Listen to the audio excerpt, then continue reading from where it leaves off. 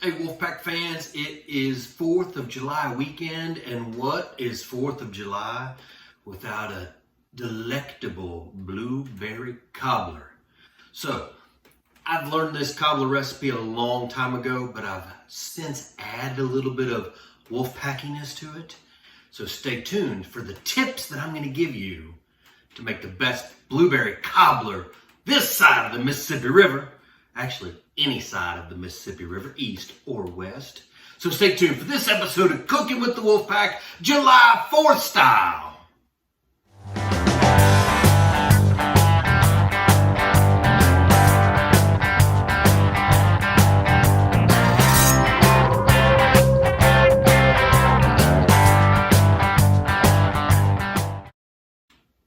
All right, so this is a pretty easy recipe, and it will yield a tremendous, flavorful blueberry cobbler. Now, you can do it with blackberries, you can do it with peaches. I'm just doing blueberry. 4th of July, we gotta have something blue on the table, so here we go. So what I want you to start doing is take your blueberries. I've got about 2.5 cups of blueberries. I want you to sprinkle them with sugar, maybe half a cup of sugar. And then here is secret ingredient numero uno, cinnamon. So now cinnamon's pretty strong, right? So maybe a pinch. I don't want it to taste like cinnamon. I want it just to have that minute that you're gonna say, oh, very strudelish. So I'm gonna take these, I'm just gonna kind of mix them up a little bit, let the sugar coat them, and I'm gonna put these in the fridge. Don't move.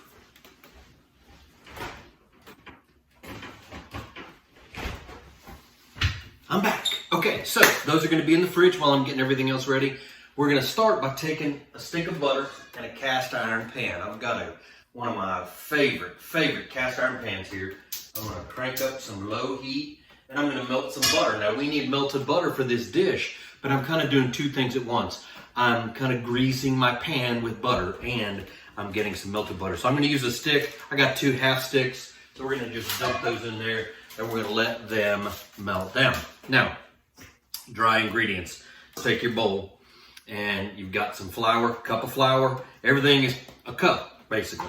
Cup of flour, cup of sugar. I'm going to just kind of blend that around a little bit.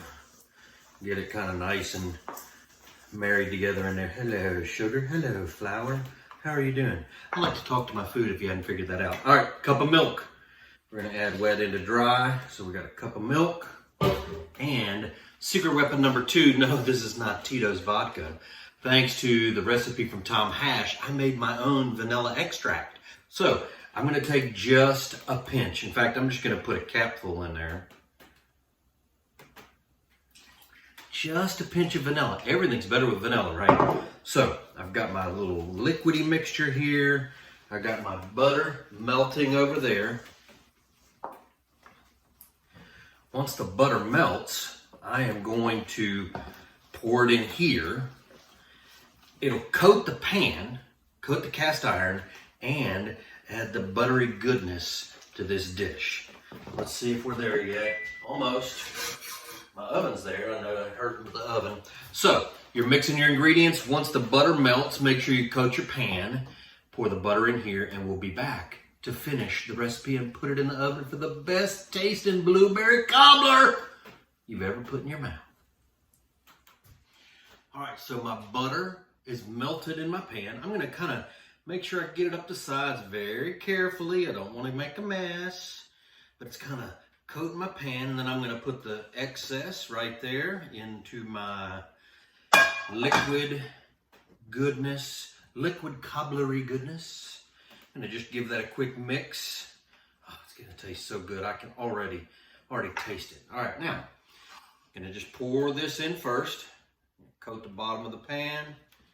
Make sure I got it all out there. All right. Then our blueberries that have been sitting in the fridge with sugar and cinnamon. I'm just gonna sprinkle those on the top.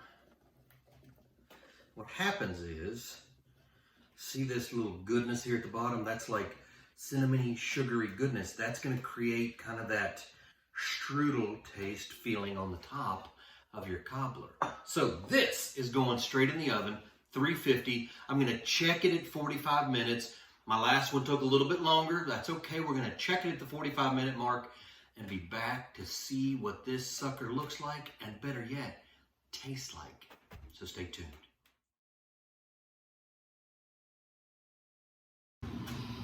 Check this out. Hot out of the oven. Yeah, I over blueberried it, but I like blueberries, man, so I'm okay with that. So you can see the brown, crispy edges. I'm telling you, I know this bite is going to be extra special because of the 2 secret ingredients. Now remember, I sprinkled just a pinch of cinnamon on the blueberries when I put them in the fridge where we mixed together all of our ingredients, and just a little, not even a capful of vanilla, just to give it that je ne sais quoi. So I'm not even waiting to, I like to eat this with ice cream. I'm just gonna take a bite right here. I'm just gonna dig in. Ooh, see, it's lifting up because the butter just makes it, look at that. Look at that bite. Oh man.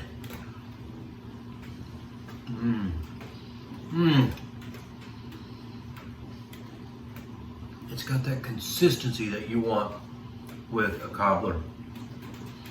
I love the crispy edges. It's sweet. It's delicious. I may just sit here and eat the whole thing because that's damn good. All right, guys. Cobbler. 4th of July weekend. Pretty blue. Don't skip this recipe. Make sure you make this, and make sure you make it in your cast iron. It is money. All right, guys. John Bolton signing off. Cooking with the Wolfpack. Until next time, America. Ow!